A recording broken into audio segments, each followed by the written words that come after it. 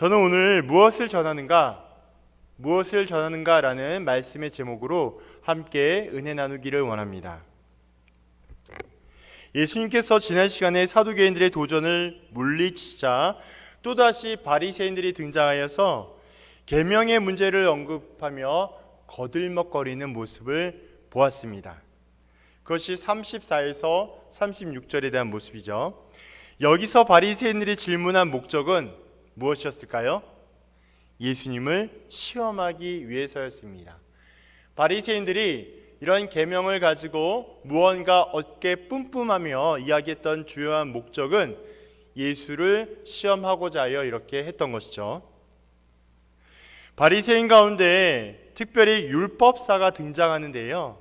이 율법사라는 것은 율법에 정통한 사람으로서 율법 해석가의 전문가를 지칭합니다. 요즘으로 바꾸면 어느 정도가 될까요? 신학대학원, 신학대학교 교수님 이런 정도 아마 그렇게 생각이 됩니다. 이렇게 율법사를 마가복음에서는 서기관이라고 표현하고 누가복음에서는 교법사라고도 사용합니다. 이러한 사람들은 율법의 전문가이기 때문에 자기의 전문 지식으로 예수를 시험하고자 했던 것이에요. 내가 너무나 잘 알고 나의 전문 분야이고 내가 너무나 능숙하기 때문에 이 능숙한 나의 분야로 통해서 예수를 시험하고 또한 예수를 어렵게 하고자 했던 의도가 있었던 것이죠. 특별히 유대 랍비들은요, 율법을 자기식으로 확대 해석하여서 토론하고 끊임없이 변론하기를 즐겨했습니다. 그래서 율법에 대하여서 끊임없이 변론하는 것이 곧 하나님을 사랑하는 것이라고 여겼기 때문에 잘못된 여김이죠. 이런 여김을 통해서 그들은 끊임없이 말씀에 대하여서 변론하고 해석하며, 해석도 올바른 해석이 아니라 자기주의식, 자기 편의식의 해석을 하면서 그렇게 난상토론하는 것을 아주 즐겨했으며 또한 사랑이라 여겼습니다. 특별히 그들은 하나님 만들어 놓은 율법을 다른 표현을 뭐라 할 수 있을까요? 말씀이라고 이야기합니다. 하나님의 말씀을 613가지로 나누어서 248개는 중요하고 적극적으로 실천해야 되는 것, 그리고 365개는 덜 중요하고 소극적으로 실천하는 요구하는 법으로 만들어서 사람들을 꼼짝 못하게 했다라는 거예요. 사실 지난 시간에도 제가 말씀을 드렸지만 이 자체, 하나님의 말씀의 그 율법의 자체를 인간의 지식과 지혜와 경험으로 판단하여 구별하는 것 자체가 죄라고 말씀을 드렸습니다. 왜냐하면 하나님의 어떤 모든 말씀도 사람의 지식과 지혜로 판단할 수 없고 구별할 수 없고 나눌 수가 없기 때문에 그렇습니다. 그래서 이들은 자신들의 어리석음과 행악함의 끝이 어디인지를 너무나 아주 잘 보여주고 있는 모습이라고 할 수 있습니다. 이러한 모습은요, 전혀 하나님께서 의도하지 않은 전혀 새로운 율법이 되고 말았습니다. 그들은 이 율법을 가지고 끊임없이 논쟁하였고 예수님을 이 논쟁에 끌어들이고자 했던 거예요. 그래서 예수님께 나아가서 아주 겸손한 척, 아주 낮아진 척, 예수님, 선생님, 많은 율법들 가운데 어떤 것이 가장 큽니까? 라고 이야기했던 것입니다. 어떤 계명이 더 큽니까? 그것은 예수님에게 대답을 듣기보다 예수님에게 무언가 얻고자 했던 것이 아니라 자신들의 전공적인 지식을 통해서 끌어들이며 트집을 잡아 예수를 공격하고자 했던 그들의 나쁜 의도가 숨겨져 있는 것이죠. 그래서 오늘의 본문을 바라보면 예수님은 그들의 질문을 듣고 망설임 없이 즉시 대답하는 것을 볼 수 있습니다. 오늘 보통 성경을 보면 인용 구절이 나오는데요. 인용이 뭐냐? 구약 성경에서 발췌온 것을 의미합니다. 거기에 보면 각주의 기억이라고 되어 있죠. 그 옆에 보면은 신명기라고 되어 있을 것인데요. 신명기 6장 4절에서 9절에 있는 말씀을 지금 인용하여 여기에 나오고 있습니다. 제가 우리 또 설교 페이퍼에 각 주에 달았는데요, 신명기 6장 4절에서 9절에 그런 말씀이 있습니다. 이스라엘아 들으라, 우리 하나님 여호와는 오직 유일한 여호와이시니 너는 마음을 다하고 뜻을 다하고 힘을 다하여 내 하나님 여호와를 사랑하라. 오늘 내가 네게 명하는 이 말씀을 너는 마음에 새기고 내 자녀에게 부지런히 가르치며 집에 앉아 있을 때든지 길에 갈 때든지 누워 있을 때든지 일어날 때든지 이 말씀을 강론할 것이며 너는 또 그것을 내 손목에 매어 기호를 삼으며 내 미간에 붙여 표로 삼고 또 내 집 문설주와 바깥문에 기록할지니라. 아멘. 신명기에 나와 있는 말씀을 지금 인용하여서 예수님께서는 말씀하셨습니다. 제가 지난 시간에도 말씀드렸던 것처럼 이렇게 율법적인 유대교적인 색채가 강한 것은 마태복음의 특징 중에 하나예요. 왜냐하면 마태복음이 쓰여지고 마태복음을 통하여 듣는 회중과 독자들이 유대교에서 개종한 기독교인들이 많았기 때문에 그렇습니다. 자, 그래서 이러한 말씀을 통하여서 예수님께서는 즉답하시는 거예요. 이스라엘아 들으라. 이 말을 바꿔서 이야기하면 히브리어로 이렇게 됩니다. 쉐마 이스라엘 이렇습니다. 이 쉐마라는 단어는 들어라, 들으라 라는 뜻이에요. 이 말씀의 의미는 한 분이신 하나님을 사랑하는 말씀을 돌과 마음에 각을 뜨듯이 내 마음에 각을 떠서 기록하라는 거예요. 그리고 자녀들이 이 말씀을 주야로 가르치라는 것입니다. 그들의 머릿속에 완전히 들어가도록 가르치라는 거예요. 집에 나갈 때도 들어올 때도 앉을 때도 일어날 때도 길을 걸을 때도 하나님을 생각하고 사랑하는 것을 가르치라는 거예요. 이것이 이스라엘의 교육의 원리이고 기독교의 전부라고 할 만큼 아주 중요한 것입니다. 한 분이신 하나님을 사랑하고 그를 기쁘게 하며 영원토록 즐거워하는 것이 모든 인생의 본분입니다. 즉 인간은 자기를 지으신 하나님께 영광과 존귀를 돌려야 할 존재를 다시 한번 깨닫게 하는 것이죠. 그래서 성경은 말씀은요, 마음과 성품과 힘을 다하여서 하나님을 사랑하는 것을 어려서부터 자녀들에게 가르치며 시간과 공간을 초월하여서 하나님 사랑을 기억하라고 말하고 있습니다. 38절에 보니까 예수님은 하나님 사랑이 율법 가운데 가장 큰 계명일 뿐만이 아니라 첫째 되는 계명이라고 선언하십니다. 무슨 말일까요? 그냥 단순히 높고 낮음, 더 먼저가 되고 나중되는 이런 차원이 아니라 가장 우선시 되고 가장 중요하고 가장 잊지 말아야 할 최고 중에 최고, 가장 앞선 것 중에 앞선 것이 이 말씀이라는 거예요. 그래서 우리는 이 말씀을 통하여 어떻게 하면 하나님을 사랑할 수 있는지를 본문 중심으로 세 가지 태도를 함께 살펴보기를 원합니다. 첫째는요, 마음을 다하여 사랑하라고 예수님은 말씀하세요. 마음을 다하여 사랑하라고 말씀하십니다. 하나님의 사랑은요, 머리의 사랑이 아니라 가슴의 사랑이에요. 이 말은 뭐냐? 오랜 신앙생활을 했는데도 도무지 경험되지 않는 하나님의 사랑. 내가 모태신앙인부터 지금 이 순간까지 교회를 오고 많은 종교 생활을 하고 봉사와 헌신을 했는데도 불구하고 여전히 내 안에 구원의 감격과 기쁨이 없고 내가 이 자리에 왜 있는지를 모르게 하는 많은 청년들에게 질문해야 할 이 질문이 바로 이런 질문이라는 거예요. 하나님의 사랑의 원인이 무엇인가? 그것은 하나님의 사랑을 이미 알면서 끝나고 있기 때문에 그렇습니다. 하나님의 사랑을 지식과 머리로 하고 있기 때문인 것이죠. 하나님을 사랑한다는 것은요, 관념이나 지식으로 할 수 있는 것이 아닙니다. 하나님은 이론이 아니라, 하나님은 지식이 아니라 하나님은 그 자체로 실존하시는 실제가 되시는 분이기 때문에 그렇습니다. 하나님은 살아서 역사하시는 분이세요. 하나님은 과거형도 아니고 현재형으로만 끝나는 분이 아니라 영원토록 시간과 공간과 모든 범위를 초월하시는 우주적인 존재가 우리의 왕 되신 하나님이시기 때문에 그렇습니다. 또한 하나님은 비인격적인 분이 아니세요. 인격적인 분이시기 때문에 우리로 하여금 가슴 뜨겁게 사랑하여 주시고 그 사랑으로 우리를 받아주시는 분이 하나님이세요. 그러므로 우리는 우리 하나님에 대하여 학문의 대상이 아님을 인정하셔야 합니다. 그분은 살아 역사하시는 분이고 지금도 우리 앞에 임재하시는 영원한 하나님이세요. 그렇기 때문에 우리는 하나님을 사랑하는 것을 다시 한번 기억하셔야 하는 것이죠. 결국 마음으로 사랑한다는 것은 우리의 의지를 담고 있습니다. 온 열정과 의지를 다하여 하나님을 사랑하라는 거예요.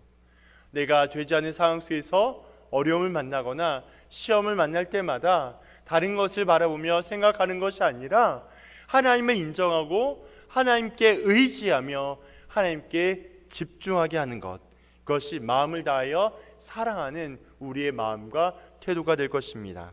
두 번째는 목숨을 다하여 사랑하라고 말씀하셨습니다. 하나님은 생명을 걸고 사랑하지 아니하면 느껴지지가 않아요. 이유가 있죠. 왜냐하면 생명을 걸고 사랑하는 것만이 사랑이 되기 때문에 그렇습니다.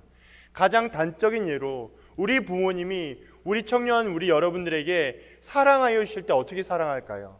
우리 할머니, 할아버지가 우리 가족들이 나를 사랑하여 주실 때 어떻게 사랑할까요? 조건을 붙일까요? 아니면 다른 무언가가 필요합니까? 아닐 것입니다.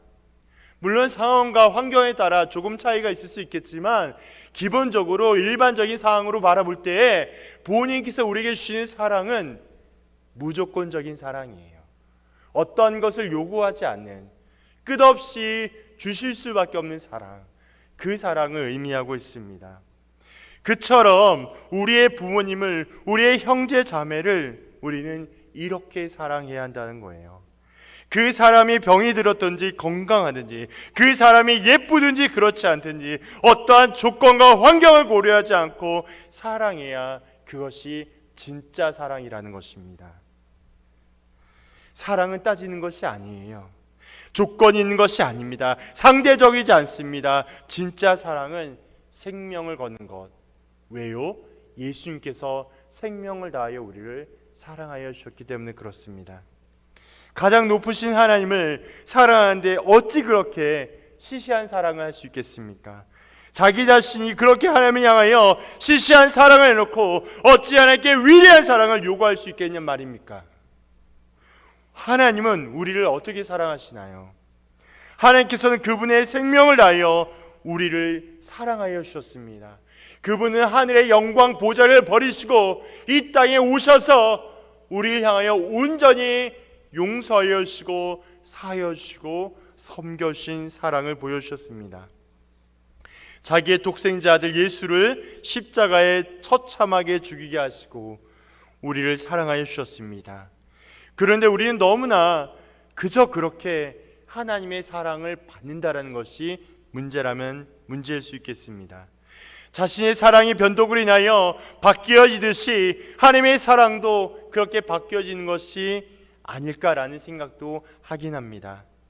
하지만 그렇지 않죠. 하나님의 사랑은 생명을 다하는 사랑입니다. 하나님의 사랑은 무조건적인 절대의 사랑인 것이죠.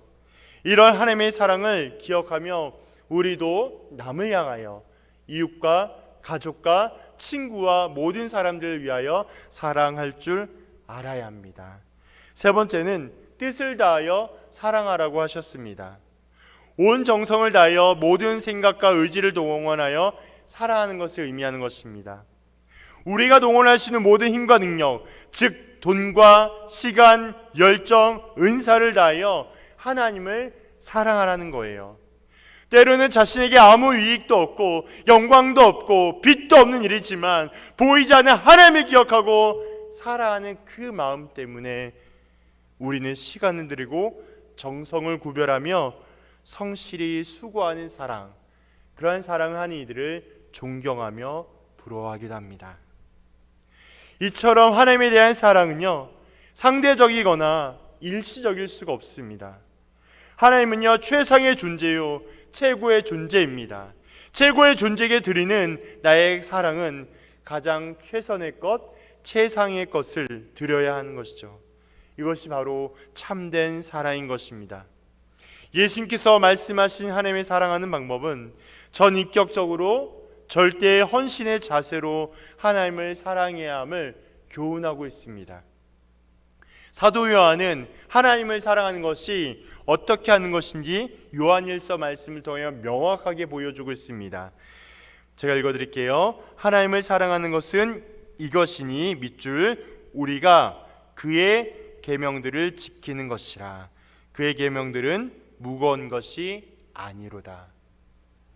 지금 사도 요한이 이 하나님을 사랑하는 것이 말로만 두리뭉실하게 대충 하는 것이 아니라 하나님의 모든 말씀을 지켜 행하는 것을 의미할 수 있습니다. 다시 한번 말씀을 드린다면 우리의 모든 청년들이, 모든 신자들이 하나님의 말씀을 지키고 완수하며 완성하는 것이 우리의 어떠함으로, 우리의 어떤 의지로만 되는 것이 아니에요. 제가 거듭 반복하여 설명을 드리지만 우리가 하나님 앞에 서는 그날까지 하나님께서 원하신 모습과 자리에 가는 것은 우리의 의지와 노력이 아니라요, 우리와 함께하여 주시는 성령님의 은혜와 노력으로 완성할 수 있다는 사실을 잊지 마셔야 합니다. 왜요? 하나님 우리를 너무나 사랑하시기 때문에 그 사랑을 더욱더 확실히 보여주시기 위하여 말씀을 통해 자신을 계시하여 주셨고, 그 말씀이 우리의 삶의 온전한 열매가 되시기 위해 성령을 통하여 일하시는 하나님의 은혜를 경험하기 때문에 그렇습니다. 그래서 여기 나와 있는 말씀처럼 그의 계명은 무거운 것이 아닌 이유가 하나님께서 성령을 통해 우리를 도와주시고 하나님이 원하시는 모습과 자리에 이룰 수 있도록 인도하여 주시기 때문에 그런 것이죠. 그러므로 어려운 것이 아니에요. 그러므로 복잡한 것이 아니라요, 첫째도 나를 부인하고 둘째도 하나님께 맡기면 세 번째는 간단해집니다. 우리는 그러한 참된 진리를 이미 알고 있음에도 불구하고 여전히 행하기 어렵고 인정하기 어려워서 많이 힘들어하는 모습을 보게 하는 것이죠. 날마다 성전에 올라가서 살다시피 하는 것, 그것이 하나님을 사랑하는 것이 아닙니다. 하나님을 사랑하는 것은 그의 계명을 충실히 지키는 것, 그것이 하나님을 사랑하는 것이에요. 이 충실히 지킨다는 말의 의미도 내가 무언가 행하여서 이루어서 지키는 의미가 아니라 하나님께 늘 날마다 맡기고 점검하고 의지하며 살아가게 될 때에 나의 노력과 의지가 아니라 하나님의 노력과 인도하심으로 완성되는 사랑, 그 거룩함으로 살아가는 것이죠. 오늘의 본문을 통하여 우리는 선교를 또한 준비하며 무엇을 어떻게 생각할 수 있겠습니까? 선교의 둘째는요, 하나님의 사랑을 전함과 동시에 사랑하는 것만큼 삶의 자리에서 완성됩니다. 선교의 둘째는 하나님의 사랑을 전함과 동시에 사랑하는 것만큼 삶의 자리에서 완성된다라는 사실에 있습니다. 지난 시간을 통해서 왜? 라는 물음으로 우리가 함께 고민해 보았습니다. 우리가 선교를 가야 할 분명한 이유는 하나님께서 우리를 무조건적으로 선택하여 주셨고 거부할 수 없는, 저항할 수 없는 그리스도의 놀라운 은혜가 있기 때문에 우리는 그 감사함과 기쁨으로 반응하는 것이 우리가 선교를 가야 할 이유인 것입니다. 선택이 아니라는 거예요. 그래서 우리의 의지와 상관없이 마땅히 기쁘게 여기는 것, 이것이 복음을 전하는 것이며 하나님 나라의 사역을 감당하는 사역의 마음인 것입니다. 그것을 우리는 선교라고 하였습니다. 이제 십자가와 부활의 복음을 전하게 될 때 가장 핵심은 바로 하나님의 사랑을 전하는 거예요. 하나님의 사랑을 전하는 것은 복잡하고 어려운 것이 아닙니다. 가장 큰 계명을 먼저 깨닫는 거예요. 하나님의 사랑을 깨닫는 것입니다. 내가 먼저 구원의 감격과 기쁨을 얻는 것이에요. 그래서 그 구원의 감격과 기쁨을 통해서 다른 이들에게 전파하는 것입니다. 그것이 깨닫는 거예요. 그리고 하나님의 사랑을 전하는 거예요. 하나님을 사랑할 때는 마음을 다하여 온 정성과 의지를 들여서 사랑하는 것입니다. 조금도 고민과 갈등을 하지 않고 온전하고 순수한 것, 가장 최고의 사랑을 드리는 것, 그것이 마음을 다하여 사랑을 전하는 것입니다. 하나님의 사랑을 전하는 것은 생명을 다하는 사랑을 의미하는 것이에요. 생명을 다한다는 것은 모든 것을 대표하는 가장 우선시되는 것까지 내려놓을 만한 가장 위대한 것, 그것이 바로 하나님을 향하여 생명을 다하는 사랑을 의미합니다. 생명을 걸 만큼 가장 고귀하고 존귀한 것, 바로 하나님을 향한 사랑인 것이죠. 나를 향하여 자신이 친히 인간의 몸으로 오셨고 죽기까지 사랑을 확실하게 보여주셨으며 생명까지 건 사랑이 바로 이러한 사랑임을 기억해야 합니다. 그래서 생명을 건 사랑을, 그것을 전하는 것은 가장 귀한 것, 가장 모든 것을 뒤로할 만큼 대표격을 말합니다. 그 사랑은 무엇과도 비교할 수 없는 하나님의 놀라운 사랑인 것이죠. 결국 마음과 생명을 다하는 사랑은 뜻으로 연결되어 있습니다. 마음을 다하기 때문에 우리는 생명을 걸 수가 있게 되고요, 생명을 다하는 사람은 바로 하나님의 뜻으로 연결되기 때문에 그렇습니다. 그래서 뜻을 다하는 사랑은 우리를 향한 영원한 사랑입니다. 제한과 조건 없이 주는 무조건적인 사랑, 불강력적인 사랑, 그 은혜와 사랑이 우리가 선교를 가서 전해야 할 하나님의 사랑인 것이에요. 이 하나님의 사랑은요, 단지 우리가 이 선교의 의미에서만 우리가 집중하며 조명할 것이 아니라 우리의 전 신앙의 삶에서도 동일하게 똑같이 바라보며 생각하셔야 할 것입니다. 왜냐하면 하나님을 사랑해야 이웃을 사랑할 수 있고, 하나님을 사랑해야 십자가의 의미를 다시 한번 되새길 수 있기 때문에 그렇습니다. 우리는 십자가와 부활을 인정하며 따라가는 자들입니다. 세상을 향하여 세상의 만족과 성공을 따라가는 자들이 아니라 하나님의 나라와 영광을 위해 따라가는 자들, 그러한 자들이 바로 우리 모두가 되기 때문에 그렇습니다. 그러므로 다시 한번 권면드립니다. 우리가 정선 그 땅에 가서 행할 것은 하나님의 사랑을 전파하며 교회가 된 우리가 하나님의 사랑의 실천이 되어서 선한 영향력이 되어야 하겠습니다. 그 선한 영향력으로 부족하고 연약하지만 하나님의 나라와 영광을 위하여 담대하게 나아갈 때 주께서 우리를 사용하여 주시고 가장 아름답고 가장 존귀한 존재로 쓰실 것을 기대하며 확신합니다. 주의 영광 이곳에 가득해 우린